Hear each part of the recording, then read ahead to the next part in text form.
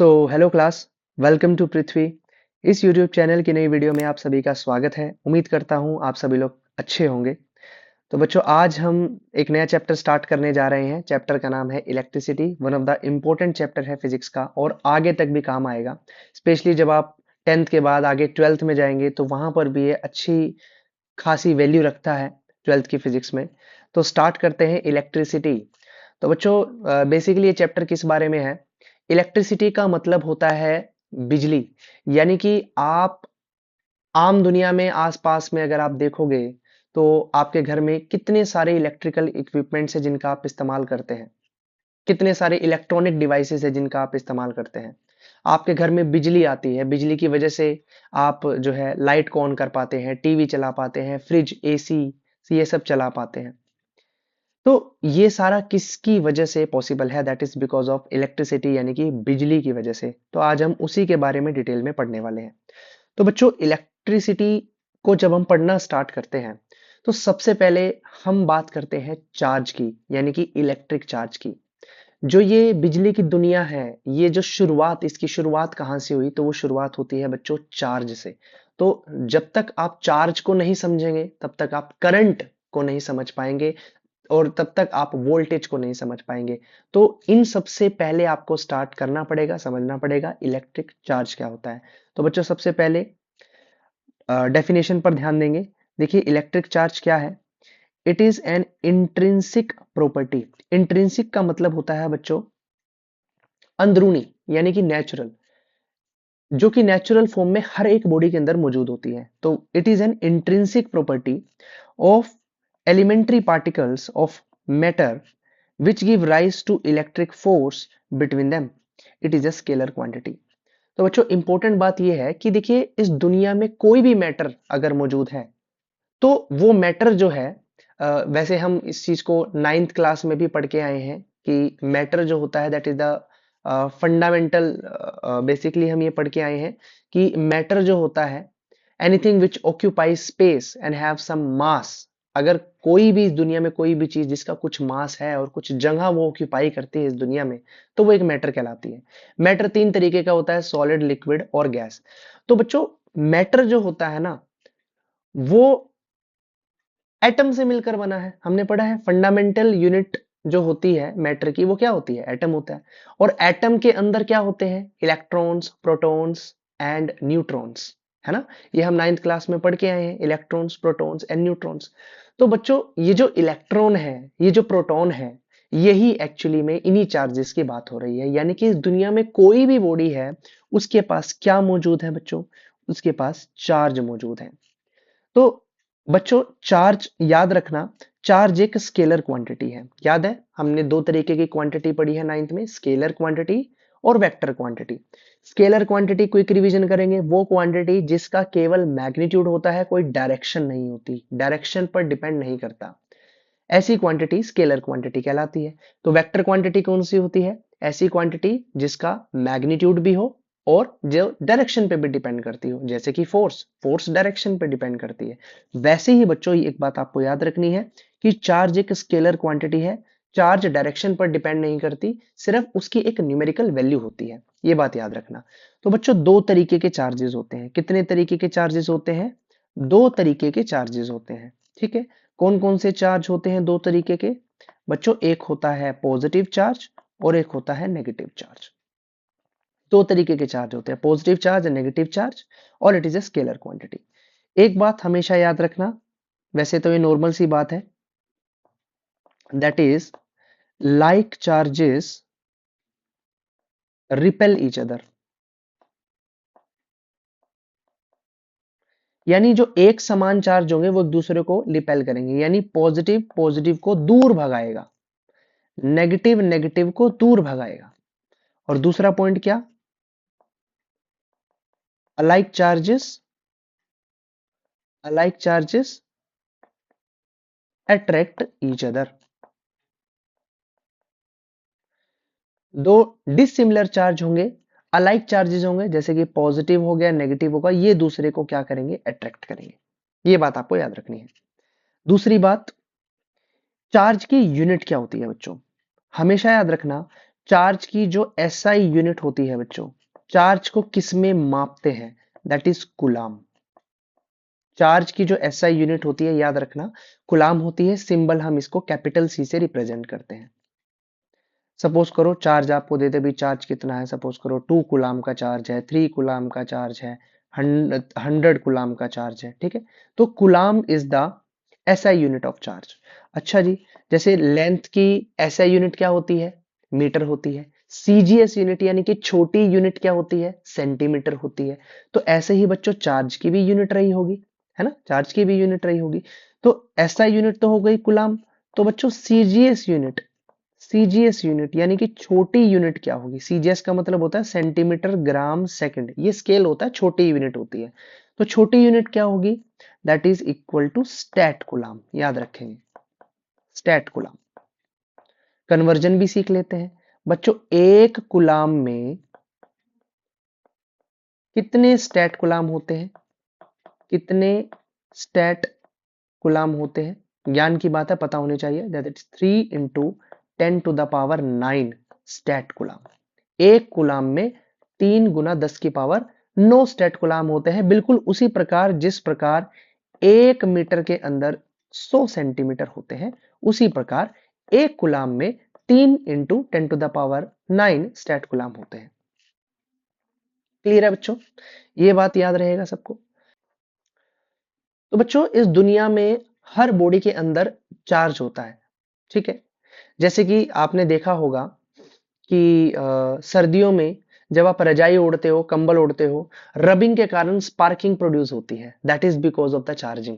कई बार आप एक आपने वो वाला एक्सपेरिमेंट भी किया होगा, अंगे को अपने सर पर रब करते हो जिससे उसमें चार्ज प्रोड्यूस होता है और फिर पेपर के टुकड़े उड़ने शुरू हो जाते हैं, उड़ के उस पर चिपकने शुरू हो जाते हैं, that is also the sharing of charging. तो इसी चीज को बच्चों चार्जिंग बोलते हैं, ठीक है। इंडक्शन के थ्रू ये चार्जिंग की जाती है, किसके थ्रू की जाती है बच्चों, इंडक्शन के थ्रू। इंडक्शन का मतलब होता है चार्ज प्रोड्यूस करना, कैसे जरा ध्यान से समझेंगे। सपोज कीजिए हमारे पास ये एक बॉडी है, ठीक है, हमारे पास ये एक बॉडी है बच्चों, इसके अंदर पॉजिटिव चार्ज भी होगा, नेगेटिव भी होगा, नेगेटिव होगा पॉजिटिव होगा, इस प्रकार पॉजिटिव नेगेटिव मिक्स रहे होंगे इसके अंदर, ठीक है। ठीक, अब मैं चार्जिंग कैसे करूंगा, देखिए मैं इसके पास एक ऐसी चीज ले आऊंगा, एक ऐसी रोड ले आऊंगा जिसके ऊपर केवल नेगेटिव चार्ज हो, जस्ट एन एग्जांपल, पॉजिटिव भी हो सकता है। तो क्या होगा, जैसे ही मैं ये इसके नजदीक लेके आऊंगा तो ये नेगेटिव अट्रैक्ट करेगा, किसको अट्रैक्ट करेगा, पॉजिटिव चार्ज को अट्रैक्ट करेगा। तो यानी जैसे ही मैं ये नेगेटिव चार्ज की रोड इसके नजदीक लेके आऊंगा तो इस बॉडी के अंदर चार्ज सेपरेट हो जाएंगे, कैसे सेपरेट हो जाएंगे, नेगेटिव है तो नेगेटिव को अट्रैक्ट करेगा पॉजिटिव, यानी इस तरफ सारे पॉजिटिव चार्ज इकट्ठा हो जाएंगे और नेगेटिव नेगेटिव को रिपेल करेगा, यानी कि नेगेटिव चार्ज सारे इस तरफ इकट्ठा हो जाएंगे। ठीक, अब ये जो नेगेटिव चार्ज है, सपोज करो इस नेगेटिव चार्ज को मैं हटाना चाहता हूं, तो मैं क्या करूंगा, मैं इस चार्ज को धरती के अंदर भेज दूंगा, इसी चीज को अर्थिंग बोलते हैं। ये अर्थिंग का सिंबल होता है बच्चों, व्हाट इज अर्थिंग, अर्थिंग का मतलब होता है जो चार्ज हमें नहीं चाहिए या जो चार्ज एक्स्ट्रा हो, उस चार्ज को हम अर्थ के अंदर भेज दे, उसी को अर्थिंग बोलते हैं। तो ये नेगेटिव चार्ज सारा सारा अर्थ में चला जाएगा, ये सिंबल होता है अर्थिंग का। और अब हमारे पास केवल क्या बचेगा, हमारे पास केवल और केवल पॉजिटिव चार्ज बचेगा। इसी चीज को हम क्या बोलते हैं बच्चों, इंडक्शन। इंडक्शन जो वर्ड है वो इंड्यूस से बना है, इंड्यूस का मतलब होता है चार्ज बनाना, चार्ज इंड्यूस करना, समझ में आया। अर्थिंग पता चली क्या होती है, अर्थिंग का मतलब होता है चार्ज को अर्थ में भेजना। सिंबल क्या होता है, सिंबल होता है बच्चों ये, this is the symbol of earthing, this is the symbol of earthing. Earthing के बहुत सारे एग्जाम्पल हैं, जैसे कि आपने ना कई बार नोटिस करा होगा कि जो ये बड़े बड़े ट्रक्स होते हैं, लोहे के जो ट्रक्स बने हुए होते हैं, इस ट्रक्स के इन ट्रक्स के पीछे है ना, ट्रक के पीछे बहुत सारी चैन ऐसी लटकी हुई होती है, कभी आपने नोटिस करी है, ट्रक के पीछे चैन लटकी होती है और वो इस प्रकार लटकी होती है कि वो रोड को टच कर रही होती है, जो हमारा रोड होता है ना, रास्ता होता है जिस पर ये ट्रक चलते हैं, उसको टच कर रही होती है। क्यों होती है, क्योंकि कई बार चलते हुए रोड पर जब मान लीजिए ट्रक चल रहे हो और बिजली कड़क जाए, तो एक्स्ट्रा चार्ज जो होता है वो इन चेन्स के थ्रू धरती में चला जाता है, इसलिए ये चेन्स लगाई जाती हैं। ठीक है, ये एक तरीका है अर्थिंग का, इसी चीज को अर्थिंग भी बोलते हैं। अच्छा, घरों में भी अर्थिंग कराई जाती है। कब कराई जाती है? जब आप ध्यान देना, जब आप ध्यान देना इस बात को कि जब भी मकान बनाए जाते हैं, नए मकान बनाए जाते हैं, तो अर्थिंग कराई जाती है। अर्थिंग किस लिए कराई जाती है? ताकि घर में बिजली कड़क जाए, धरती मतलब आसमान से बिजली मान लीजिए उस नए मकान पे गिर जाए, तो वो जो एक्स्ट्रा चार्ज बनेगा, बिकॉज करंट आगे हम डिस्कस करेंगे, करंट चार्ज से ही बना है, flow of charge he current होता है। तो अगर बिजली कड़के करंट आए, तो जो एक्सेस करंट है दैट इज ड्रॉप। तो एक्सेस जो करंट होता है, वो एक्सेस करंट, वो एक्स्ट्रा चार्ज जो है, अगर घर में अर्थिंग कराई हुई है तो वो फ्लो करके अर्थ में चला जाता है। इसी प्रोसेस को अर्थिंग बोलते हैं। तो समझ में आया बच्चों, अर्थिंग क्या है, इंडक्शन क्या है, चार्ज क्या है। तो मोरल ऑफ द स्टोरी ये है, फिलहाल आपको बस यही बात याद रखनी है कि चार्ज दो तरीके के होते हैं, पॉजिटिव और नेगेटिव। लाइक चार्ज रिपेल करते हैं, अलाइक चार्ज अट्रैक्ट करते हैं। चार्ज की यूनिट होती है कूलम, सीजीएस यूनिट होती है स्टैट कूलम। ठीक है, तो इसी चीज को बच्चों क्या बोलते हैं? चार्जिंग बोलते हैं। एक और चीज है additivity of charge. Additivity of charge का मतलब क्या है कि अगर किसी बॉडी में बहुत सारे चार्जेस हैं, तो उस बॉडी का जो टोटल चार्ज होगा वो सबका एडिशन होगा। मतलब क्या? मतलब सपोज कीजिए हमारे पास एक बॉडी है और इस बॉडी के अंदर बहुत सारे चार्जेस, सपोज करो ये चार्ज है Q1, इसमें ये भी चार्ज है Q2, ये भी चार्ज है Q3, ये भी चार्ज है Q4। तो बच्चों टोटल चार्ज जो होगा ना इस बॉडी में, वो क्या होगा? Q1 plus Q2 plus Q3 plus Q4। इसी को बोलते हैं एडिटिविटी ऑफ इलेक्ट्रिक चार्ज, यानी किसी भी बॉडी के चार्ज का जो टोटल चार्ज होगा वो इंडिविजुअल चार्जेस का एडिशन होगा। सिंपल सी बात। ठीक, आगे बढ़ते हैं। Quantization of charge. बच्चों क्वांटाइजेशन ऑफ चार्ज का क्या मतलब होता है? सीधी सी बात है, सपोज करो हम दो बॉडी को आपस में रब कर रहे हैं, ठीक है?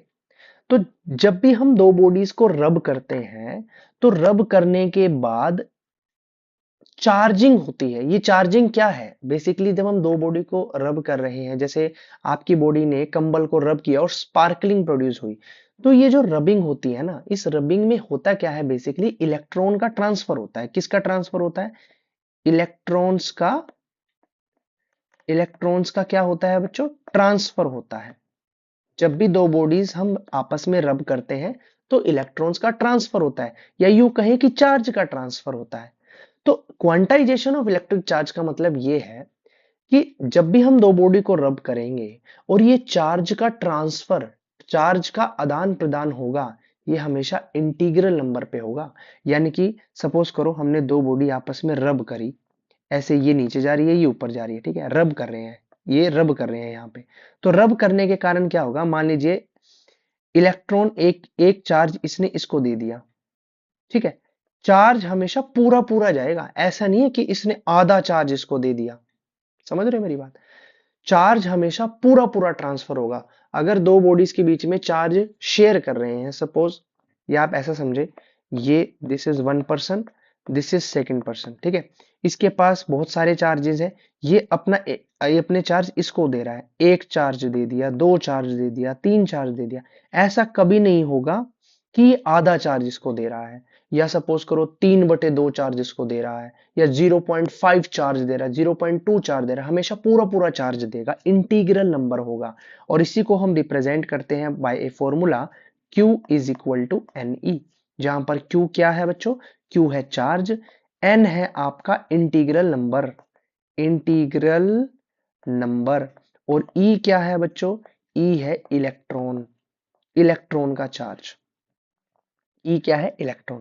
तो इस फॉर्मूले से ये बताना चाह रहे हैं कि अगर कोई बॉडी चार्ज देगी या कोई बॉडी चार्ज लेगी, तो वो हमेशा एक इंटीग्रल नंबर होगा, यानी कि एक पूरा नंबर होगा, कोई आधा नंबर नहीं होगा। एन की वैल्यू यहाँ पर या तो 0 होगी, 1 होगी, 2 होगी, 3 होगी, या कुछ भी नंबर होगी। लेकिन कभी ऐसा नहीं होगा कि भाई एन की वैल्यू कभी भी ऐसे नहीं होगी कि 0.5, या ऐसा कभी भी नहीं होगा 1.2। समझ आ रही है बात? या ऐसा कभी भी नहीं होगा कि वैल्यू जो है आपकी, सपोज करो 2.5 होगी। डेसिमल वैल्यू, फ्रैक्शन वैल्यू नहीं होगी, पूरी पूरी वैल्यू होगी। इसी चीज को क्वांटाइजेशन ऑफ चार्ज बोलते हैं। क्लियर है बच्चों? चलिए बच्चों आगे बढ़ते हैं। So the next topic is electric current. Current क्या है? It is defined as the amount of charge flowing through any cross section of a conductor in unit time. तो अभी हम क्या पढ़ के आए हैं? चार्ज। हर एक बॉडी के अंदर क्या होता है बच्चों? चार्ज होता है। और जब ये चार्ज फ्लो करता है, जब ये चार्ज किसी चीज के अंदर बहता है, उसी चीज को हम करंट बोलते हैं। याद रखना, व्हाट इज करंट? सपोज कीजिए ये हमारे पास एक वायर है, ठीक है, this is a wire. Wire का साइज थोड़ा सा मैंने बड़ा दिखाया है, मेटल की एक वायर है। बच्चों मेटल के अंदर होते हैं फ्री इलेक्ट्रॉन्स। मेटल के अंदर बच्चों क्या होते हैं? फ्री इलेक्ट्रॉन्स होते हैं, ठीक।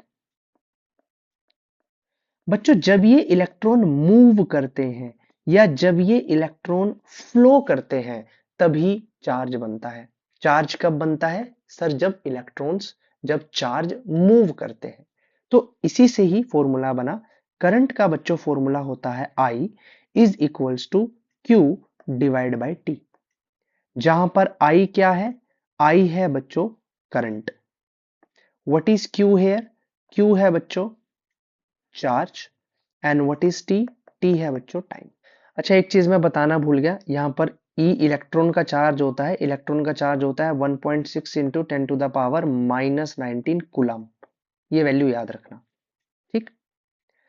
सो बच्चों what is electric current? Electric current is nothing but flow of charge. अगर चार्ज बहेगा, अगर चार्ज मूव करेगा, अगर चार्ज फ्लो करेगा किसी पर्टिकुलर टाइम पीरियड में, उसी चीज को हम क्या बोलते हैं? करंट बोलते हैं।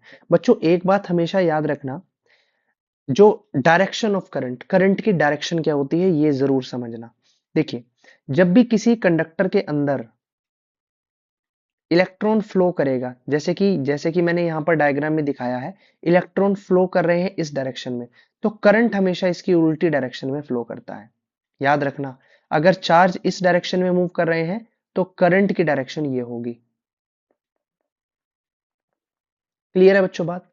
अच्छा एक क्वेश्चन आप सभी से, कि जैसे मैंने बताया कि चार्ज एक स्केलर क्वांटिटी है, ऐसे ही करंट कौन सी क्वांटिटी है? स्केलर है या वेक्टर है? बच्चों वैसे तो मैं आपको बता दूं, इलेक्ट्रिक करंट एक्चुअल में जब हम आगे हायर स्टडीज में पढ़ेंगे, इलेक्ट्रिक करंट ना ही स्केलर होता है, ना ही वेक्टर होता है। करंट एक टेंसर क्वांटिटी होती है, टेंसर क्वांटिटी। अब ये एक नई बात है, ये हमने कभी नहीं पढ़ी। हमने बचपन में 9th क्लास में स्केलर और वेक्टर तो पढ़ा है, टेंसर क्वांटिटी नहीं पढ़ा। एक्चुअली में हम स्कूल लाइफ में पढ़ते ही नहीं है टेंसर क्वांटिटी, बट फिलहाल के लिए मैं बता दूं। देखिए टेंसर क्वांटिटी एक ऐसी क्वांटिटी होती है, फिलहाल के लिए ऐसा समझे कि ऐसी क्वांटिटी जिसका मैग्नीट्यूड बदलने पर डायरेक्शन भी बदल जाए। आसान भाषा में, मैग्नीट्यूड बदलने पर डायरेक्शन भी बदल जाए, ऐसी क्वांटिटी टेंसर क्वांटिटी कहलाती है। अब आपसे पूछेंगे कि इलेक्ट्रिक करंट है, ये स्केलर क्यों नहीं है? वैसे तो अगर आप बुक्स में देखोगे, बचपन में, अब तक, अभी भी वैसे आपकी किताबों में क्या लिखा हुआ मिलेगा कि इलेक्ट्रिक करंट एक स्केलर क्वांटिटी है। कौन सी क्वांटिटी है? Scalar quantity.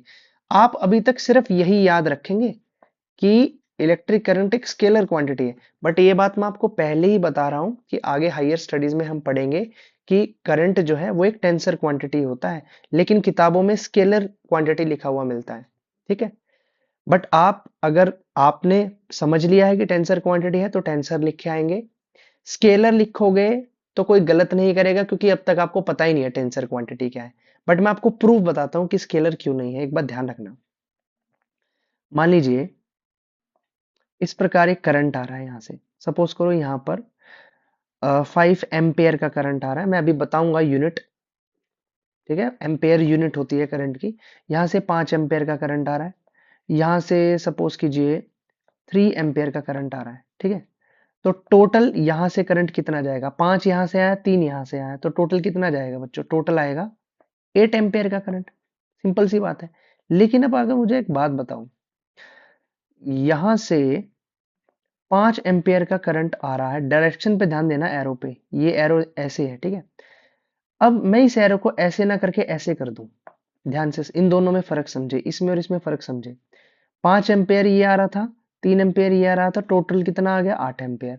लेकिन अब मैंने डायरेक्शन बदल दी, 5 ये गया, इसमें से 3 यहां चला गया, तो यहां क्या बचेगा, यहां क्या बचेगा 2 एम्पियर। आप देखो करंट की डायरेक्शन बदल दी मैंने, है ना। डायरेक्शन बदलने पर, जैसे ही मैंने करंट की डायरेक्शन बदल दी, ध्यान से देखो वैल्यू बदल गई, पहले 8 थी अब 2 हो गई।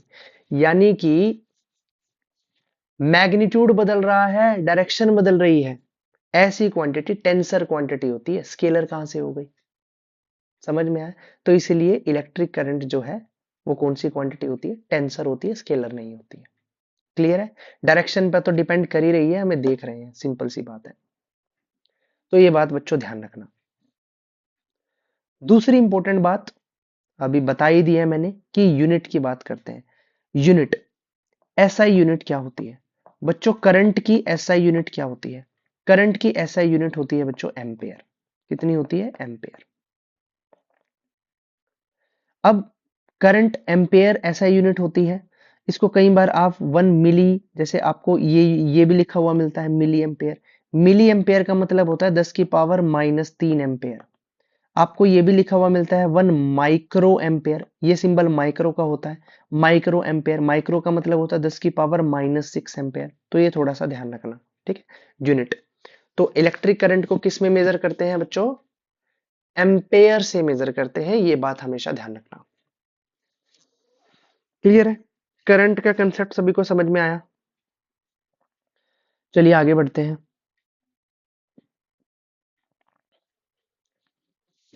अब हम पढ़ते हैं इलेक्ट्रिक पोटेंशियल डिफरेंस। देखिए पोटेंशियल डिफरेंस क्या होता है।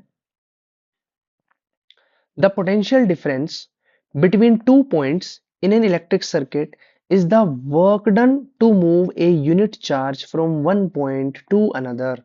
It is the driving force that causes the flow of electric current. देखिए क्या है, अभी मैंने आपको थोड़ी देर पहले बताया कि इस दुनिया में हर एक मैटर चार्ज से मिलकर बना है। चार्ज फ्लो करेगा तो करंट बनेगा, चार्ज फ्लो करेगा तो करंट बनेगा। ये फ्लो करेगा कब, चार्ज कब फ्लो करेगा, जब कोई ऐसी फोर्स इन चार्ज पर लगेगी जिसकी वजह से ये चार्ज फ्लो कर पाए। भाई सपोज करो मैं किसी इंसान को धक्का दूंगा, तभी तो वो आगे की तरफ जाएगा। तो ये जो चार्ज फ्लो करते हैं, ये किस वजह से फ्लो करते हैं, इनको कोई धक्के देने वाली चीज होनी चाहिए जो इनको पुश कर रही है आगे की तरफ। वहीं से बनता है नया टॉपिक जिसे हम बोलते हैं इलेक्ट्रिक पोटेंशियल डिफरेंस। पोटेंशियल जरूरी है, पोटेंशियल एक ऐसी चीज है जो कि इन चार्जेस को धक्का लगाती है, फोर्स देती है आगे की तरफ चलने के लिए।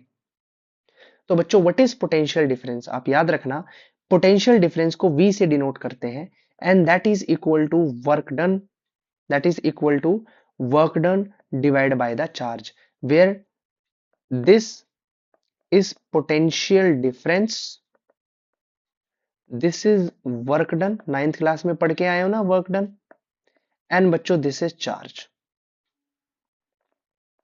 ठीक, क्या मतलब है इसका, देखो चार्ज फ्लो करता है तो करंट बनता है।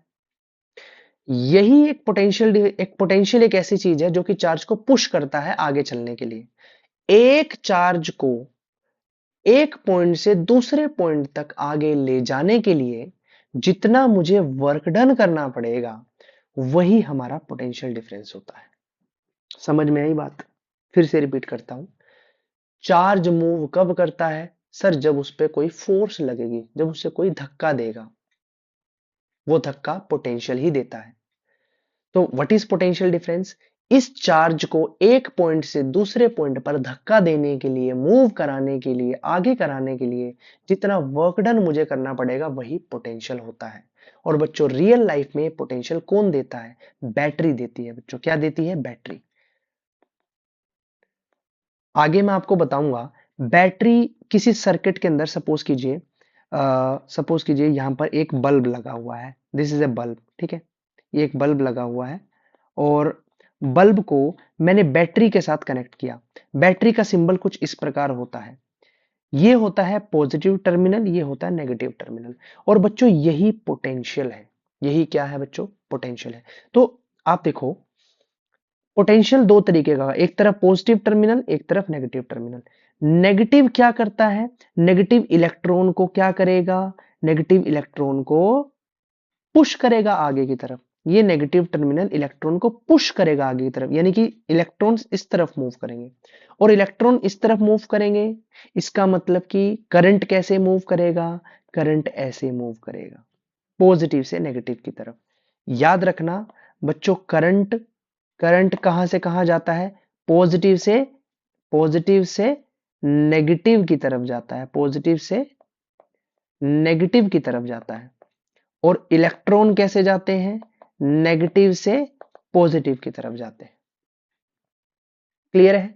तो ये जो नेगेटिव टर्मिनल है, याद रखना, देखो दो टर्मिनल मैंने बनाए, एक पॉजिटिव टर्मिनल बनाया और एक छोटा नेगेटिव टर्मिनल बनाया।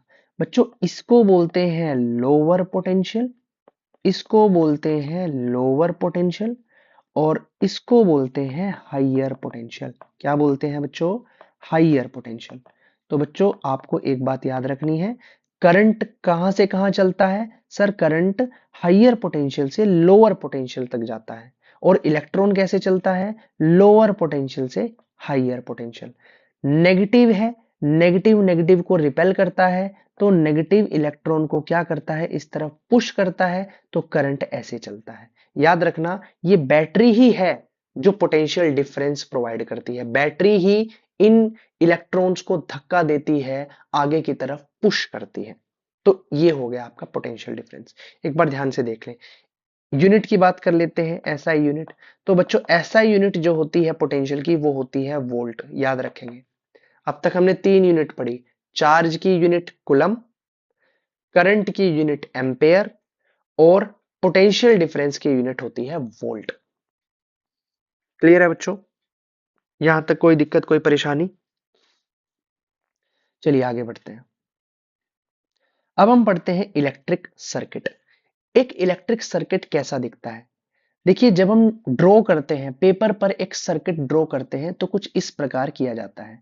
अगर आप ध्यान से देखेंगे तो बच्चों यहां पर मैंने बनाया हुआ है, ये एक बल्ब है, ठीक है, this is what, this is bulb. ये जो मैंने बनाया हुआ है बच्चों, ये एक बल्ब है। ये जो मैंने बनाई हुई है, ये एक वायर है, वायर को ऐसे लिखते हैं, ठीक है। ये मैंने बनाई हुई है बैटरी बच्चों, this is what, this is a battery. Battery का सिंबल ये होता है। ये होती है बच्चों की क्या मतलब, की का मतलब होता है एक तरीके से स्विच की तरह काम करती है। अगर यहाँ पे डॉट है तो मतलब स्विच ऑन है, अगर ये डॉट नहीं है इसका मतलब कि स्विच ऑफ है। और ये यहाँ पर बच्चों ए से मैंने रिप्रेजेंट किया हुआ है, इसको बोलते हैं एमीटर। क्या बोलते हैं, एमीटर। बच्चों एमीटर क्या होता है, करंट जो है, करंट की एसआई यूनिट क्या होती थी, एम्पेयर। तो करंट मापने का जो इंस्ट्रूमेंट होता है, जिससे हम करंट को मेजर कर सकते हैं कि भाई 1 एम्पेयर का करंट जा रहा है, 2 एम्पेयर का करंट जा रहा है, तो उस इंस्ट्रूमेंट को बच्चों क्या बोलते हैं, एमीटर। ये मैंने नीचे कुछ पिक्चर्स जो है आपको दिखाई गई है कि रियल लाइफ में, अब पेपर पे तो हम ऐसे बनाएंगे सर्किट डायग्राम, लेकिन रियल लाइफ में ये चीजें दिखती कैसे हैं, वो इस प्रकार दिखती है, ठीक है। मैं आपको बता दूं, ये जो मैंने यहाँ पे ड्रॉ किया हुआ है, इसको बोलते हैं रेजिस्टर। अभी आगे हम पढ़ेंगे कि रेजिस्टर क्या होता है। रेजिस्टर बेसिकली आपको रेजिस्टेंस प्रोवाइड करता है, आगे अभी हम पढ़ेंगे। फिलहाल सिर्फ देख लें कि रेजिस्टर इसे बोलते हैं। ये है बच्चों रेजिस्टेंस बॉक्स, रेजिस्टेंस बॉक्स। इसको बोलते हैं बच्चों rheostat, this is a rheostat. ये भी रेजिस्टेंस ही प्रोवाइड करता है, बेसिकली वेरिएबल रेजिस्टेंस प्रोवाइड करता है। अच्छा यहाँ पे जो मैंने ये की डिजाइन करी हुई थी, की रियल लाइफ में बच्चों ऐसे दिखती है। अगर आप ध्यान से देखोगे तो ये आपको ये डॉट नजर आ रही है, इसको उठा दोगे तो की ऑफ हो जाएगी, ये अंदर डाल दोगे यहाँ पे तो इसका मतलब की ऑन हो जाएगी। तो की रियल लाइफ में ऐसी दिखती है। बैटरी, ये जो मैंने बैटरी दिखाई हुई है, बैटरी के पॉजिटिव और नेगेटिव टर्मिनल, ये रही बच्चों हमारी बैटरी।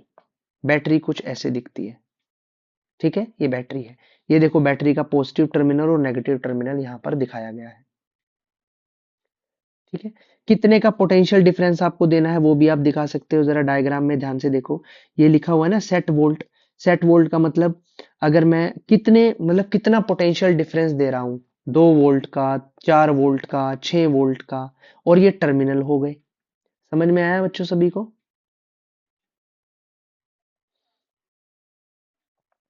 अच्छा जी, ये क्या है? ये है बच्चों वोल्ट मीटर। क्या है ये? Volt meter. Sir volt meter क्या करता है? बच्चों वोल्ट मीटर पोटेंशियल मेजर करता है। क्या मेजर करता है? पोटेंशियल। है ना? कितने वोल्ट, 3 वोल्ट, 4 वोल्ट, 5 वोल्ट, जो हमने अभी बैटरी में दिखाया। बच्चों ये क्या है? ए फोर एमीटर। ए फोर एमीटर। सर एमीटर क्या करता है? एमीटर करंट मेजर करता है। हमारे सर्किट के अंदर, हमारी वायर के अंदर कितना करंट है कैसे पता करेंगे? ये इंस्ट्रूमेंट लगा के पता करेंगे। इसको बोलते हैं एमीटर। अब ये क्या है? ये एक नई चीज है। इसे बोलते हैं बच्चों गैल्वेनोमीटर। क्या बोलते हैं? गैल्वेनोमीटर। सर गैल्वेनोमीटर तो नई चीज है, ये क्या होता है? बच्चों गैल्वेनोमीटर भी करंट मेजर करता है। क्या मेजर करता है? करंट। फर्क क्या है सर एमीटर में और गैल्वेनोमीटर में? क्या फर्क है? दोनों ही करंट मेजर करते हैं, लेकिन आप ऐसा समझे, जो गैल्वेनोमीटर होता है वो स्मॉल करंट मेजर करता है, बड़ा ही बारीक करंट। भाई जैसे कि लेंथ है, लेंथ किलोमीटर की लेंथ है ना? लेंथ किलोमीटर में भी माप सकते हैं, लेंथ सेंटीमीटर में भी माप सकते हैं। अब एक बात बताओ, आपको समालका से ले सपोज करो, आपको एक बात बताओ मुझे, अगर आपको हरियाणा से लेकर राजस्थान तक की लेंथ मेजर करनी हो जो कि किलोमीटर में है, क्या आप उसे सेंटीमीटर स्केल, जो आपके पास छोटा छोटा स्केल होता है, क्या आप उससे मेजर कर लोगे? नहीं करोगे ना। इसके लिए आपको बड़ा स्केल चाहिए जिसमें किलोमीटर्स में लेंथ मेजर करते हैं। उसी प्रकार अगर हमें करंट मेजर करना है तो बड़ा करंट हम एमीटर से मेजर करते हैं और छोटा करंट गैल्वेनोमीटर से मेजर करते हैं। फिलहाल सिर्फ इतना याद रखें। क्लियर है बच्चों? सारे इंस्ट्रूमेंट कैसे दिखते हैं समझ में आ गए सभी को? चलिए। अच्छा कुछ सिंबल्स भी हैं, मैं आपको इलेक्ट्रिक सर्किट के कुछ सिंबल बता देता हूं। बच्चों अगर कभी भी जैसे आ, कभी भी अगर आपको ये सिंबल दिखाई दे, ये वाला सिंबल, ये पॉजिटिव और नेगेटिव, बच्चों ये सिंबल होता है बैटरी का, याद रखना। This is the symbol of battery. Battery क्या प्रोवाइड करती है? Sir battery potential difference provide करती है। अच्छा जी, अगर ऐसा दिखाई दे तो क्या है सर? बच्चों ये भी बैटरी है, लेकिन ये हाई टेंशन बैटरी है। High tension battery. High tension battery का मतलब क्या? भाई वैल्यू ज्यादा है, ज्यादा पोटेंशियल डिफरेंस प्रोवाइड करेगी, सिंपल सी बात। ठीक। ओके। अगर आपको कहीं पर ये सिंबल दिखाई दे जाए, दैट इज की। अभी की क्या है? अभी ऑफ है। अगर मैंने ऐसे बना दिया, अब की क्या है? अब की ऑन है। अब करंट चलेगा। समझ में आया? ओके। अगर कभी भी आपको ये सिंबल दिखाई दे, यही होता है बच्चों रेजिस्टेंस। अभी रेजिस्टेंस के बाद में अभी डिस्कस करेंगे डिटेल में। रुकावट होती है बेसिकली करंट में, तो ये रेजिस्टेंस का सिंबल होता है। अगर बच्चों आपको ये सिंबल दिखाई दे ऐसे करके, फिर एक एरो ऐसे दिखाई दे, इसको बोलते हैं बच्चों रियोस्टेट। क्या बोलते हैं? रियोस्टेट। रियोस्टेट अभी मैंने बताया ना, ये वाला, ये ये रियोस्टेट है। ठीक है, ये रियोस्टेट का सिंबल है। अच्छा कब भी आपको सर्किट के अंदर इस तरीके से चीज दिखाई दे, ऐसे करके, ये ऐसे ऐसे करके दिखाई दे, ये दिखाता है कि हम तार ऊपर से ले गए हैं। ठीक है, तार का जो वायर है, वायर क्या कर रही है? क्रॉस कर रही है। वायर क्रॉस कर रही है विदाउट कनेक्टिंग। Without connecting. ये वायर कनेक्टिंग नहीं है। ये वायर इस वायर के साथ कनेक्टिंग नहीं है, ये ऊपर से पास होके चले गए, टच नहीं कर रही है एक दूसरे को। लेकिन अगर ऐसे दिख जाए तो क्या कर रही है? ये वायर कनेक्ट है। These two wires are connected. Are connected. ये वायर कनेक्टेड है, ये बात याद रखना। ये सिंबल होते हैं कुछ। ठीक है, बेसिक बेसिक से सिंबल याद रखना। ये सिंबल किसका होता है? ये ये तो सिंपल है, बल्ब डिजाइन किया हुआ है तो बल्ब का सिंबल है। क्लियर है? और कौन से सिंबल है? अगर ये सिंबल आपको दिखाई दे तो ये कौन सा सिंबल है? बच्चों that is ammeter. That is ammeter.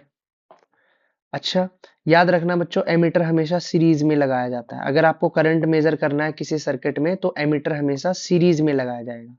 अच्छा, कभी आपको ये सिंबल दिखाई दे, ये क्या है बच्चों? ये है वोल्ट मीटर, पोटेंशियल मेजर करता है, और ये हमेशा पैरेलल में लगाया जाता है। पैरेलल का मतलब अभी बताऊंगा, सीरीज और पैरेलल क्या है। फिलहाल ध्यान रखें कि एमीटर करंट मेजर करना है तो सीरीज में लगाया जाएगा, वोल्ट मीटर हमेशा पैरेलल में लगाया जाएगा। क्लियर? तो ये सारे सिंबल्स हैं किसी इलेक्ट्रिक सर्किट में, आपको ये सिंबल देखने को मिलेंगे। रियल इंस्ट्रूमेंट रियल में कैसे देखने को मिलते हैं? So these are the real instruments. ठीक है, चलिए आगे बढ़ते हैं। So the next important topic is Ohm's law. Ohm's law क्या होता है पहले पढ़ेंगे। According to Ohm's law, current flowing through a conductor is directly proportional to potential difference applied across its end, provided the temperature and other physical condition remain same। देखिए, कहता है, अभी मैंने आपको थोड़ी देर पहले बताया कि जब चार्ज फ्लो करता है तो करंट बनता है। करंट बनता क्यों है? क्योंकि इन चार्जेस को एक फोर्स लगाई जाती है, इन चार्जेस को धक्का दिया जाता है, पुश किया जाता है। किसके द्वारा? पोटेंशियल डिफरेंस के द्वारा। यानी एक सर्किट के अंदर, एक तार के अंदर कितना करंट बनेगा, ये किस पे डिपेंड करेगा? ये डिपेंड करेगा जितनी ताकत से उस पे धक्का लगाया होगा। यानी कि V is directly proportional to I। कितना करंट होगा वो V पर डिपेंड करेगा। कितना करंट फ्लो करेगा वो पोटेंशियल डिफरेंस पर डिपेंड करेगा। और बच्चों, जब भी इस ये जो सिंबल है ना, ये सिंबल होता है डायरेक्टली प्रोपोर्शनैलिटी का। और जब भी बच्चों इस सिंबल को हटाया जाता है तो एक कांस्टेंट लिखा जाता है, और वो कांस्टेंट होता है R। और फाइनली हमारे पास बना V is equal to I R. इसी इक्वेशन को हम बोलते हैं ओम्स लॉ। अब बच्चों, यहां पर आपको एक चीज नजर आई होगी, V तो क्या है? Potential difference. I क्या है? करंट। यहां पर R जो होता है बच्चों, ये होता है रेजिस्टेंस। क्या होता है? रेजिस्टेंस। तो इसीलिए मैंने अभी यहां पर डेफिनेशन रखी है रेजिस्टेंस की। तो बच्चों याद रखना, V equal to I R is the Ohm's law. Resistance क्या है? अब ये पढ़िए। It is the property of the conductor, its length, area of cross section of the conductor. Basically resistance एक रुकावट है। रेजिस्टेंस क्या है? एक रुकावट। एक रुकावट पैदा करती है एक वायर के अंदर करंट को जाने से। आप ऐसा समझे कि अगर हमारे पास कोई भी एक कंडक्टर है, कंडक्टर क्या? कंडक्टर भी होते हैं, इंसुलेटर भी होते हैं, सेमीकंडक्टर भी होते हैं, पर कंडक्टर में चार्ज आसानी से फ्लो कर सकते हैं। ठीक है, तो याद रखना, अगर रेजिस्टेंस क्या है मैं वो समझाने की कोशिश कर रहा हूं। सपोज कीजिए हमारे पास एक वायर है। ठीक है, सपोज करो हमारे पास एक वायर है, दिस इज ए वायर। ठीक, अब इस वायर के अंदर बच्चों इलेक्ट्रॉन जो है वो फ्लो कर रहे होंगे। इलेक्ट्रॉन फ्लो कर रहे होंगे, इस डायरेक्शन में फ्लो कर रहे हैं सपोज।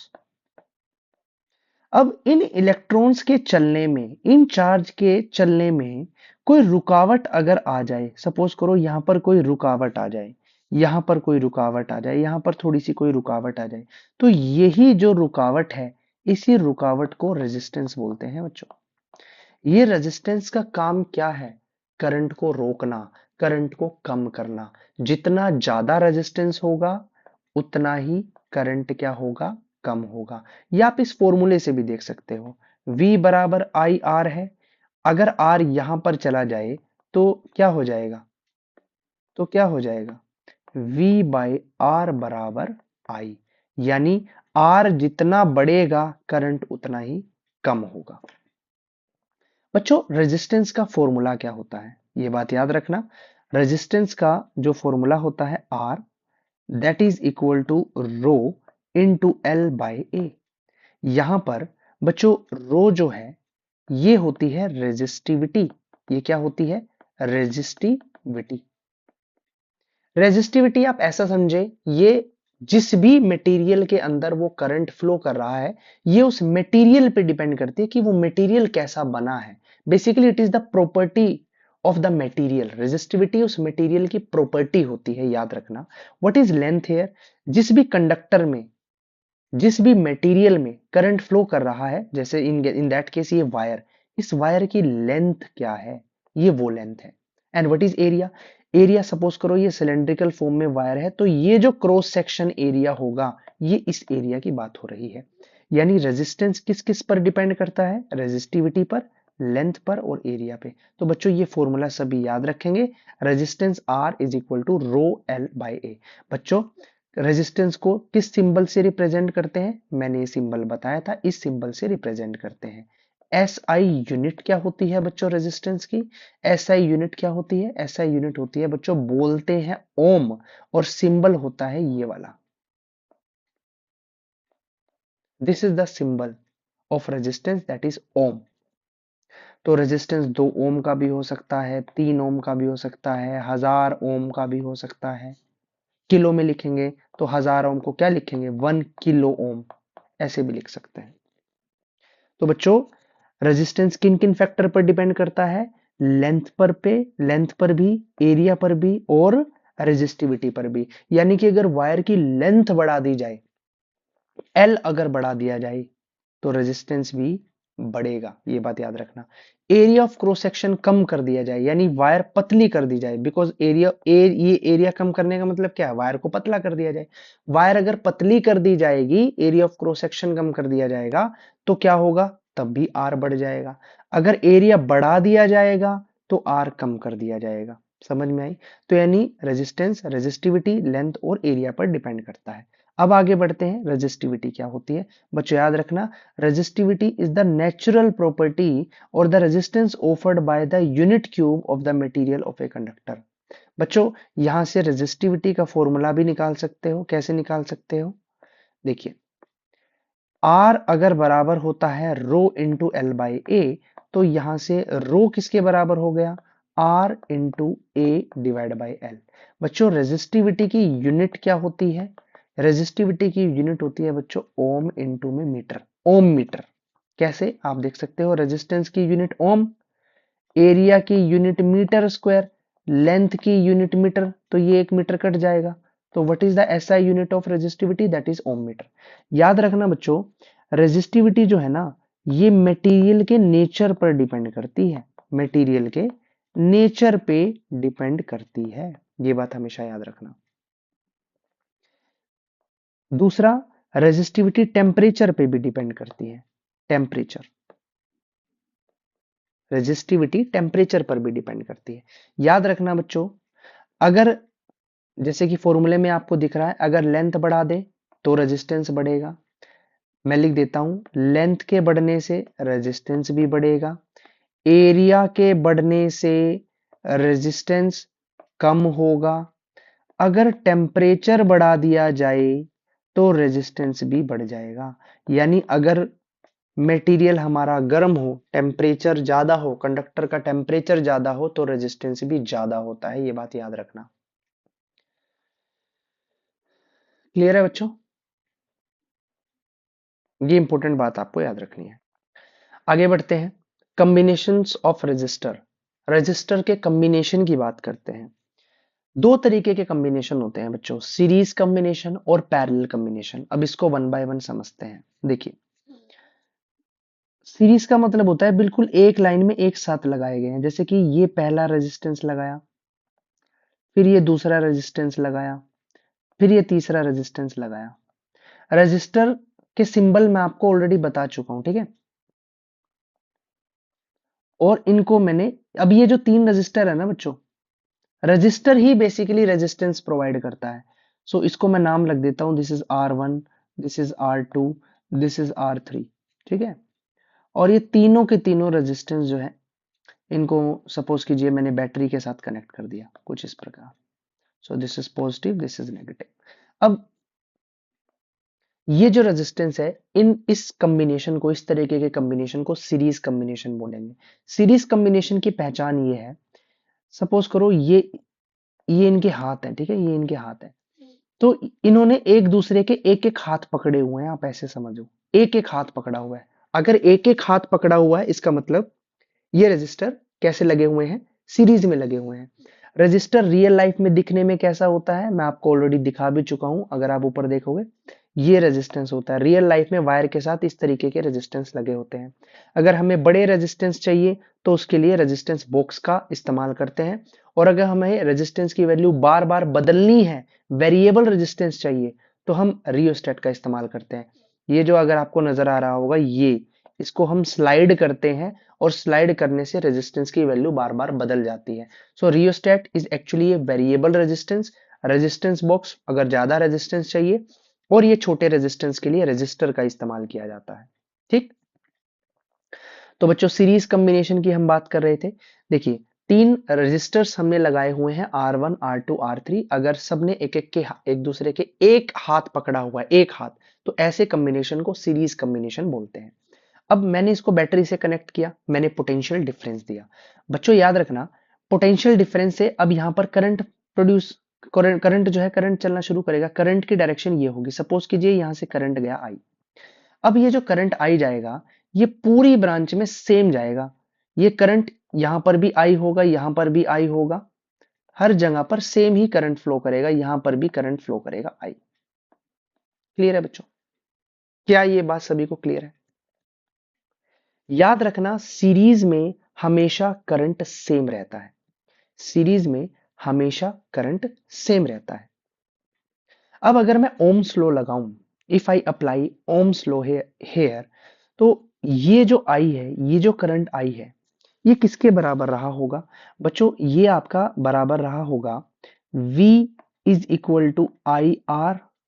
यहां पर R, ये जो कैपिटल R मैंने बनाया है, ये बनाया है नेट रेजिस्टेंस, यानी इस पूरे सर्किट का, अगर तीन रेजिस्टर ऐसे सीरीज में लगाए हो, तो पूरे सर्किट का नेट रेजिस्टेंस कितना होगा? So that V is equal to the complete current I into R net, and that is equal to बच्चों what?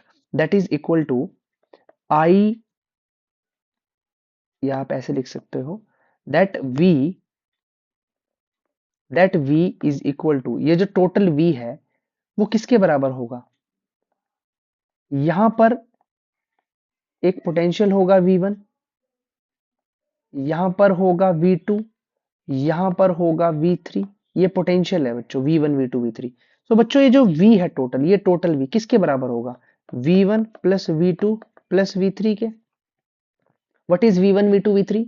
These are the potential difference. क्या है V1, V2, V3? इस रेजिस्टेंस के across potential difference है V1, इस resistance के across potential difference है V2, और इस रेजिस्टेंस के अक्रॉस पोटेंशियल डिफरेंस है V3। हमेशा पोटेंशियल पैरेलल में लगता है। देखो पैरेलल में कैसे है, एक दूसरे के दोनों हाथ पकड़े हुए हैं, ये रेजिस्टेंस के दोनों हाथ, और ये पोटेंशियल के दोनों हाथ। देखो दोनों दोनों हाथ पकड़े हुए हैं। याद रखना, जब दोनों हाथ पकड़े हो तो पैरेलल, एक हाथ पकड़ा हो तो सीरीज। ये तीनों रेजिस्टेंस सीरीज में लगे हुए हैं क्योंकि तीनों ने एक एक हाथ पकड़ा हुआ है। लेकिन ये वोल्टेज देखो, दोनों हाथ, ये दोनों हाथ यहां पर पकड़े हुए हैं, ये दोनों हाथ और ये दोनों हाथ, तो वोल्टेज पैरेलल में लगे हुई है। तो बच्चों ये जो पूरी वोल्टेज है, ये किसके बराबर है? V1 plus V2 plus V3। अब V किसके बराबर होता है? आई आर के बराबर होता है। आई आर के बराबर होता है। तो V is equal to I R net, and that is equal to V1। बच्चों V1 किसके बराबर होगा? V1 बराबर होगा I इंटू में R1। सीरीज में याद रखना बच्चों, सीरीज में हमेशा करंट सेम रहता है। सीरीज में करंट सेम रहता है, यानी ये सीरीज में रेजिस्टर लगे हुए हैं और ये करंट आई गया, तो हर ब्रांच में करंट सेम रहेगा, आई आई आई। देखो, तो आई आर वन, V2 किसके बराबर होगा? आई आर टू, और V3 आई आर थ्री के। तो बच्चों आई अगर मैं यहां से कॉमन ले लूं, R1 plus R2 plus R3, और ये बराबर है आई इंटू आर नेट के। तो आई से आई कट जाएगा, and finally we will have R net is equal to R1 plus R2 plus R3। यानी यहां से हमें यह सीखने को मिला, अगर कोई भी रेजिस्टर, कोई भी रेजिस्टेंस सीरीज में कनेक्टेड है, तो टोटल रेजिस्टेंस उस सर्किट का क्या होगा? सर तीनों को ऐड कर दो। सिंपल सी बात। जैसे आपसे मैं एक क्वेश्चन पूछता हूं, मान लीजिए मैंने दो रेजिस्टेंस लगाए हुए हैं, इस प्रकार दो रेजिस्टेंस लगाए हुए हैं, ठीक है जी। मैंने कहा कि यहाँ पर रेजिस्टेंस है 2 ओम का और यहाँ पर है 3 ओम का। मुझे बताओ इस पूरे सर्किट का नेट रेजिस्टेंस कितना है? तो आप बोलोगे सर इस पूरे सर्किट का नेट रेजिस्टेंस है 2 + 3, क्योंकि सीरीज में लगे हुए हैं, दोनों को ऐड करा, आंसर आया 5 ओम। सिंपल सी बात, क्लियर है? अब समझते हैं पैरेलल कॉम्बिनेशन। पैरेलल कॉम्बिनेशन क्या होता है? जब रेजिस्टेंस पैरेलल में लगे हों। और कोई भी चीज पैरेलल में कब लगी होती है बच्चों? जब दोनों हाथ एक दूसरे से मिला रखे हों। कैसे समझते हैं? ये लगाया मैंने पहला रेजिस्टेंस, ये लगाया मैंने दूसरा रेजिस्टेंस और ये लगाया मैंने तीसरा रेजिस्टेंस। अब जरा ध्यान से देखो बच्चों, इसका नाम है R1, ये है R2 और ये है R3, और इनको मैंने बैटरी के साथ जोड़ दिया कुछ इस प्रकार, पॉजिटिव नेगेटिव। एक बात बच्चों ध्यान रखना, अब R1 R2 R3 ये रहे, ये देखो, आप देखो कि R1 के ये दोनों हाथ, R2 के ये दोनों हाथ और R3 के ये दोनों हाथ, सभी के दोनों हाथ एक दूसरे से जुड़े हुए हैं, एक दूसरे के सामने हैं। तो बच्चों ऐसे कॉम्बिनेशन को पैरेलल कॉम्बिनेशन बोलते हैं। दोनों हाथ मिलने जरूरी है, ये बात याद रखना। अब ये पैरेलल में कनेक्टेड है। मैंने बोला था सीरीज में करंट सेम रहता है, लेकिन पैरेलल में करंट सेम नहीं रहेगा। अगर यहां से करंट गया I, बच्चों क्या करंट गया I, अब ये I जाके 3 हिस्सों में बट गया। किस किस में सर? I1 में, I2 में और I3 में। अब देखो पैरेलल में तीनों रजिस्टर में अब पैरेलल में करंट अलग अलग जा रहा है, लेकिन ऊपर देखो सीरीज में था तो करंट सेम था। पैरेलल में करंट अलग अलग जाता है। तो सर पैरेलल में क्या सी चीज सेम रहती है? बच्चों पैरेलल में हमेशा वोल्टेज सेम रहती है, वोल्टेज सेम रहती है, या फिर पोटेंशियल यूं कहें कि पोटेंशियल सेम रहता है। इसका मतलब क्या? इसका मतलब कि यहां पर भी पोटेंशियल सेम रहेगा V, यहां पर भी पोटेंशियल सेम रहेगा V, और यहां पर भी पोटेंशियल सेम रहेगा V। अब अगर मैं ओम्स लॉ लगाऊं तो ओम्स लॉ के अकॉर्डिंग बच्चों क्या रहेगा? देखिए टोटल करंट किसके बराबर है? ये करंट आई गया, तीन करंट में बट गया, I1 I2 I3, फिर यहां पर वापस जुड़ गया, वहां पर वापस जुड़ गया, तो I बराबर किसके है सर? I1 + I2 + I3। और जैसा कि हम जानते हैं कि V बराबर IR होता है, तो I बराबर किसके है? V/R के। तो इस I की जगह मैं क्या लिखूं? V/R net. यानी अगर 3 रेजिस्टेंस पैरेलल में लगे हों तो R नेट क्या है? R नेट है इस पूरे सर्किट का net resistance, and that is equal to I1। बच्चों I1 किसके बराबर रहेगा? I1 सर बराबर रहेगा V/R1। I2 किसके बराबर रहेगा? V/R2। एंड I3 किसके बराबर रहेगा? V/R3। यहां से V कॉमन ले लेंगे, 1/R1 + 1/R2 + 1/R3। तो बच्चों V से V कट गया, and finally we will have 1/R net, that is equal to 1/R1 + 1/R2 + 1/R3। ये रिजल्ट आया।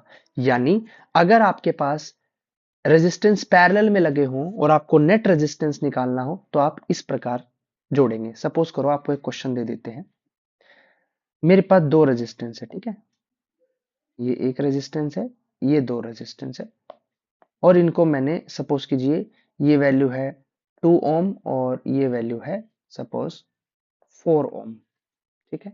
मेरे को बताओ इस सर्किट का नेट रेजिस्टेंस क्या होगा? तो कैसे सॉल्व करोगे? 1/R net is equal to what? 1/R1 यानी 1/2 + 1/4, दैट इज एलसीएम ले लोगे, कितना आ जाएगा बच्चों? 2 + 1, that is 3/4, and finally we will have R net is equal to 4/3 ohm. That is the answer of this question. Clear है बच्चों सभी को ये बात? ये दोनों रेजिस्टेंस कैसे जुड़े हैं? पैरेलल में। वैसे हम क्वेश्चंस के लिए एक और नई वीडियो बनाएंगे जिसमें हम बहुत सारे क्वेश्चंस की इन क्वेश्चंस की प्रैक्टिस करेंगे, बट फिर भी हम आपके साथ कुछ क्वेश्चन डिस्कस कर लेते हैं। सपोज कीजिए मैं आपको एक सर्किट दे देता हूं, फिर आप इसका नेट रेजिस्टेंस निकालने की प्रैक्टिस करेंगे।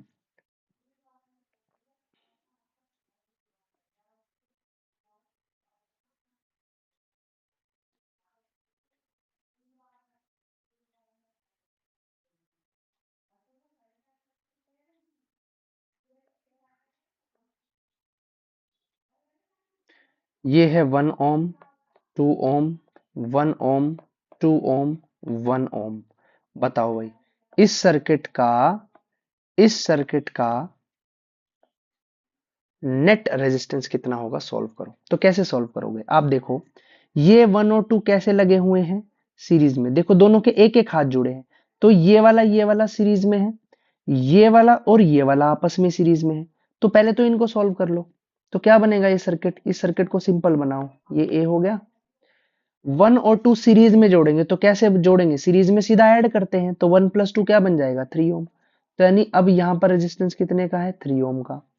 ऐसे ही ये वाला, इनको जोड़ दो, 1 और 2 मिलके क्या बना, 3 ओम, क्योंकि सीरीज में है। ये बी है और ये है 1 ओम। ठीक है जी। अब ध्यान से देखो, 3 और 3 ये आपस में किस में है, पैरेलल में है, क्योंकि दोनों दोनों हाथ साथ में जुड़े हैं पैरेलल में।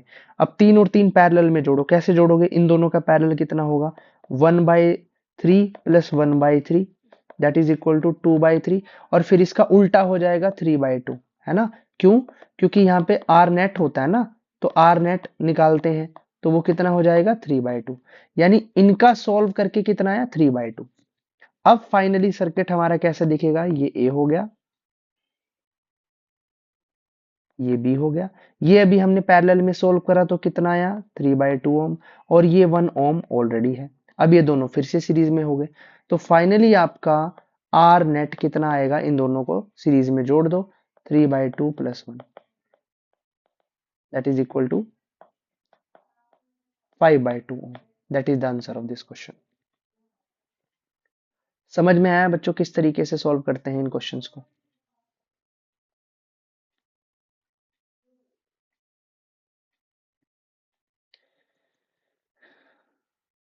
एक और इंटरेस्टिंग क्वेश्चन आपको दिखाता हूं, याद रखना। वैसे तो हम बाद में प्रैक्टिस करेंगे ही। अ,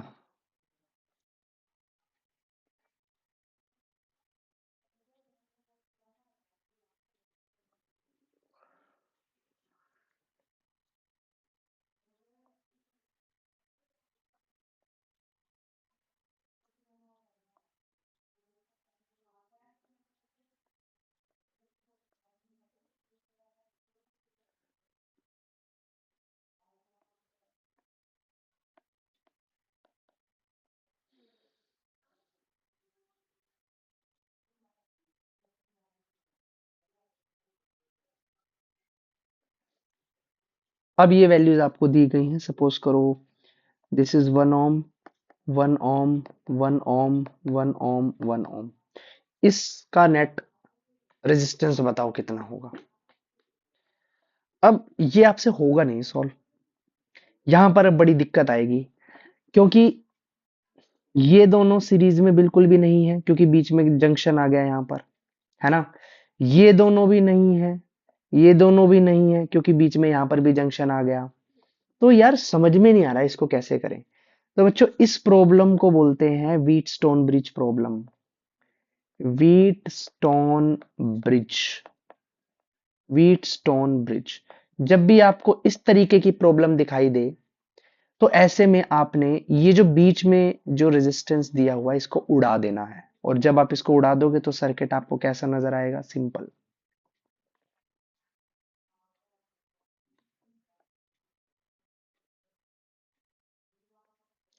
1 ओम, 1 ओम, 1 ओम, 1 ओम। अब आपका ये सर्किट कुछ इस प्रकार नजर आएगा। अब आप इसको बड़ी इजीली सॉल्व कर सकते हो। ये 1 और ये 1 आपस में सीरीज में है, क्योंकि एक हाथ जुड़ा है। तो 1 और 1 क्या हो गया, 2 ओम। ऐसे ही 1 और 1 क्या होगा, 2 ओम। तो यानी ये सर्किट आपका अब सिंप्लीफाई होके कैसा दिखेगा,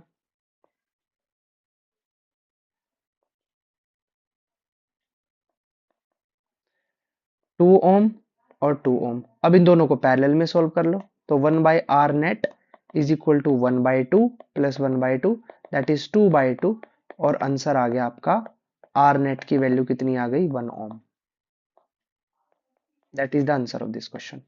तो याद रखना, अगर व्हीटस्टोन ब्रिज प्रॉब्लम आ जाए तो इसको उड़ा देना, सिंपल सी बात। तो इस तरीके के, वैसे तो अगली वीडियोस में हम क्वेश्चंस को बहुत अच्छे से डिटेल में डिस्कस करेंगे। फिलहाल आपको कंसेप्ट समझ में आना चाहिए कि सीरीज में और पैरेलल में किस तरीके से सॉल्व करी जाती है चीजें। क्लियर है? अच्छा, आप सभी से एक क्वेश्चन है, मुझे ये बताओ, सीरीज कॉम्बिनेशन बेटर है, सीरीज कॉम्बिनेशन बेटर है या फिर पैरेलल कॉम्बिनेशन बेटर है? कौन सा कॉम्बिनेशन बेटर है? इनमें से बेटर क्या है? तो बच्चों याद रखना, पैरेलल कॉम्बिनेशन हमारा बेटर रहता है। क्यों रहता है पैरेलल कॉम्बिनेशन बेटर? क्योंकि आप एक बात देखो, अगर मैं अपने घर में सर्किट सीरीज में लगाऊंगा तो इसके नुकसान क्या होंगे? नुकसान ये होंगे कि अगर मैंने सीरीज में अपने इलेक्ट्रिकल इक्विपमेंट्स लगा दिए, तो मान लीजिए कि एक जगह पर कोई खराबी आ गई, तो वो सारी में खराबी हो जाएगी, सारी जगह पर खराब हो जाएगा, क्योंकि यहां से ही डैमेज हो गया तो आगे तक भी डैमेज आपका चलता चला जाएगा। लेकिन पैरेलल कॉम्बिनेशन में एक फायदा होता है, मान लीजिए ये हिस्सा खराब हो गया तो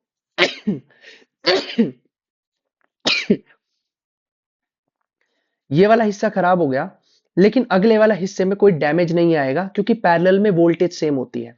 जितनी वोल्टेज यहां है उतनी वोल्टेज यहां होगी, यानी अगर ऊपर वाला हिस्सा खराब हो गया तो नीचे वाले हिस्से बच जाएंगे। इसलिए पैरेलल कॉम्बिनेशन बेटर रहता है।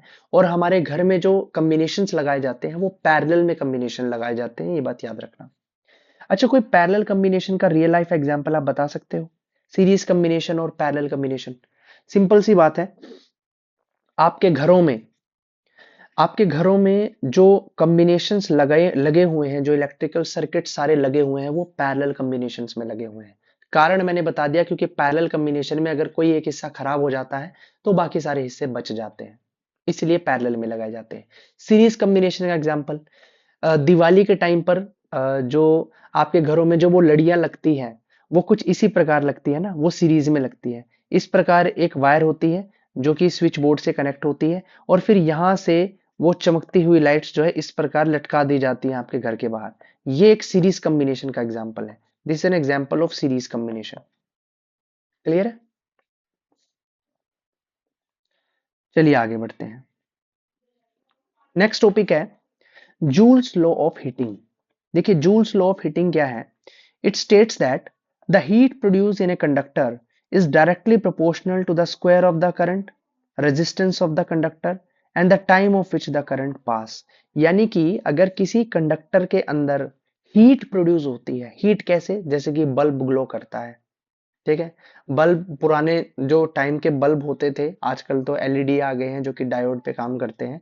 जो पुराने बल्ब होते थे, वो येलो वाला बल्ब अगर आपको याद हो, तो उसमें एक फिलामेंट जो होता था टंगस्टन का बना हुआ, वो ग्लो करता था। वो हीट होता था जिसकी वजह से लाइट प्रोड्यूस होती थी। और सर्दियों में हीटर जो आप इस्तेमाल करते हो, उसमें अगर आपने देखा होगा वो लाइट ग्लो करती है, वो वायर हीट होती है। तो कहता है कि किसी भी कंडक्टर के अंदर ये जो हीट बनती है, ये हीट किस पर डिपेंड करती है? तो कहता है कि ये जो हीट है, that is that only depend upon what? The square of the current, current का square, the resistance R and the time T.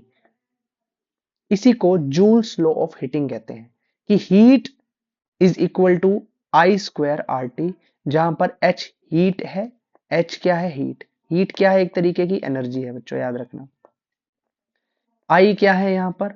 Current. What is R here? Resistance. And what is T? That is time. कितने time के लिए current flow कर रहा है? So H is equal to I square R T, इसी को Joule's law of heating कहते हैं। बस खत्म, इतना आपको पता होना चाहिए। इसकी एप्लीकेशंस है, जैसे कि इलेक्ट्रिकल बल्ब, जो इलेक्ट्रिक बल्ब होता है, बल्ब के ऊपर बच्चों यहाँ पर आपको ये फिलामेंट आपको बना हुआ दिखता है। बेसिकली ये फिलामेंट जो होता है ये टंगस्टन का बना हुआ होता है। किसका? टंगस्टन का। टंगस्टन बेसिकली एक ऐसा एलोय होता है। तो बच्चों, टंगस्टन बेसिकली क्या है? एक ऐसा फिलामेंट होता है, ये बेसिकली एक फिलामेंट होता है जिसका बहुत ज्यादा हाई मेल्टिंग पॉइंट होता है। हाई मेल्टिंग पॉइंट होता है। हाई मेल्टिंग पॉइंट आप लगा सकते हो लगभग 3380 डिग्री सेल्सियस के आसपास इसका मेल्टिंग पॉइंट होता है। तो ये भी जूल्स लॉ ऑफ हीटिंग पे ही काम करता है। यानी कि जब बिजली इसके अंदर आती है, जब करंट इसके अंदर आता है, तो ये हीट अप होता है। और हीट अप होने के कारण ये ग्लो करता है, जिसकी वजह से आपको बल्ब ग्लोइंग दिखाई देता है। तो टंगस्टन से बना हुआ होता है। एक आपका इलेक्ट्रिकल फ्यूज भी आता है। फ्यूज फ्यूज बेसिकली बच्चों क्या होता है, ये एक ऐसा इंस्ट्रूमेंट होता है जो कि हमारे इलेक्ट्रिकल इक्विपमेंट की सेफ्टी के लिए बनाया जाता है। इसके अंदर बेसिकली ये जो वायर आपको बीच में नजर आ रही है, ये वायर, बेसिकली ये जो वायर होती है ना, ये वायर एक अलॉय होती है जो कि बेसिकली लेड और टिन से मिलकर बनती है। इसका बड़ा लो मेल्टिंग पॉइंट होता है। इसका बड़ा लो मेल्टिंग पॉइंट होता है। क्यों होता है लो मेल्टिंग पॉइंट, इसका मैं कारण बताऊंगा। सपोज करो हमारे घर में बहुत ज्यादा करंट की बिजली आ गई, बहुत ज्यादा करंट आ गया। अब ये करंट हमारे इलेक्ट्रिकल इक्विपमेंट को डैमेज कर सकता है। ठीक है, तो हमारे इलेक्ट्रिकल इक्विपमेंट को कैसे बचाया जाए? इसके बचाने का एकमात्र तरीका यह है कि उस इलेक्ट्रिकल इक्विपमेंट से पहले ये फ्यूज लगा दो। फ्यूज लगाने से क्या होगा, अगर ज्यादा करंट आया तो ज्यादा करंट आने की वजह से ये जो अंदर वायर लगी हुई है जो कि लेड और टिन से मिलकर बनी हुई है, ये ये वायर हीट होने के कारण, as per the joules law, heat होने के कारण इसका मेल्टिंग पॉइंट लो है, तो ये मेल्ट हो जाएगी। मेल्ट होके ये वायर टूट जाएगी। टूटने के बाद क्या होगा, आगे करंट जाएगा ही नहीं, और आगे करंट जाएगा ही नहीं तो हमारा इलेक्ट्रिकल इक्विपमेंट बच जाएगा। सीधी सी बात। समझ में आई सभी को ये बात? फायदा क्या है इसका, हमारा इलेक्ट्रिकल इक्विपमेंट बच जाएगा अगर ज्यादा मात्रा में करंट आता है। क्लियर है? तो इलेक्ट्रिकल फ्यूज एक एप्लीकेशन है हीटिंग इफेक्ट ऑफ करंट की। सेम कंसेप्ट पर इलेक्ट्रिकल हीटर भी काम करता है। अगर आपने इलेक्ट्रिकल हीटर देखा हो, ये जो वायर है, इलेक्ट्रिकल हीटर में जो आपको वायर नजर आ रही है, बेसिकली ये जो वायर आपको नजर आ रही है, बेसिकली ये जो वायर होती है ये नाइक्रोम की बनी हुई होती है, नाइक्रोम की। अब आप पूछोगे नाइक्रोम ही क्यों लिया गया? बिकॉज इसकी जो रेजिस्टिविटी होती है काफी ज्यादा हाई होती है। रेजिस्टिविटी बहुत हाई होती है। रेजिस्टिविटी बहुत हाई होती है और इसका मेल्टिंग पॉइंट भी काफी हाई होता है। मेल्टिंग पॉइंट, तो रेजिस्टिविटी और मेल्टिंग पॉइंट काफी ज्यादा हाई होता है। और इससे होता क्या है कि जैसे ही करंट इसके अंदर पास होता है तो ये बिना डैमेज हुए नाइक्रोम जो मटेरियल है वो हीटअप हो जाता है, और हीट के कारण जो है बेसिकली जो करंट जा रहा है वो हीट प्रोड्यूस करता है। तो आप जितना ज्यादा करंट जाएगा उतनी ज्यादा हीट प्रोड्यूस होगी। सो ये भी जो है जूल्स लॉ ऑफ हीटिंग को ओबे करता है। समझ में आया? आगे बढ़ते हैं। Electrical power, basically electrical power क्या है बच्चों, अब ये समझेंगे। The rate of which electrical energy is consumed or dissipated in the circuit. It represent the rate of doing electrical work. बच्चों, इलेक्ट्रिकल पावर का मतलब ये होता है कि बेसिकली कितनी एनर्जी कंज्यूम्ड की जा रही है किसी सर्किट के अंदर अगर बिजली इलेक्ट्रिसिटी पास की जाती है। तो बेसिकली पावर का जो फॉर्मूला होता है वो होता है वर्क डन बाय टाइम। ये तो हमने 9th क्लास में भी पढ़ा है। Work done is basically a form of energy.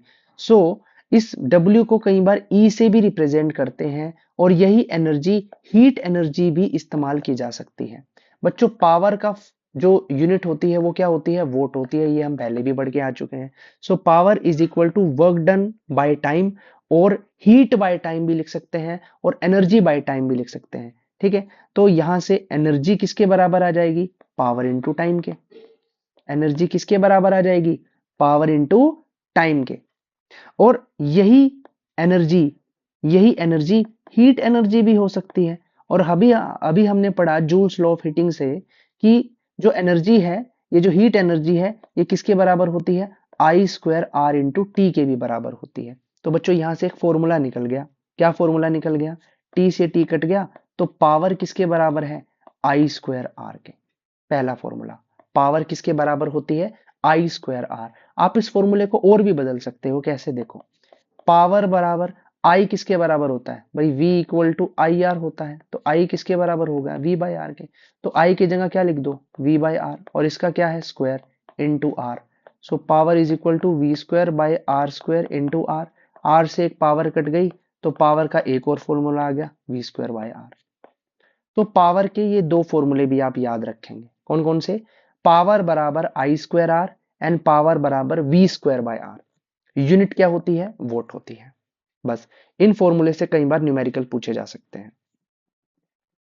ठीक, आगे बढ़ते हैं। Electrical energy. So electrical energy यही होती है जो भी मैंने बताया, पावर बराबर वर्क डन बाय टाइम, तो इसको एनर्जी बाय टाइम भी लिख सकते हैं। तो एनर्जी किसके बराबर हो गई? एनर्जी बराबर हो गई पावर इनटू टाइम के, और अभी हमने फॉर्मूला बताया, यही एनर्जी का फॉर्मूला हो सकता है आई स्क्वायर आर इंटू में T. The energy total work done और energy consumed by an electric device when a current flow through it for a given time. तो एनर्जी का फॉर्मूला ये होता है। क्लियर है बच्चों? Commercial unit of energy, simple सी बात रखने, ज्यादा पढ़ने की जरूरत नहीं है। कॉमर्शियल यूनिट होती है बच्चों 1 kilo watt hour. 1 kilo watt hour, इसी को कॉमर्शियल यूनिट ऑफ एनर्जी, जो कि हमारी आम लाइफ में यूज होती है। तो इसको, इसकी वैल्यू क्या होती है? देखो, किलो वॉट, किलो का मतलब क्या हो गया? हजार।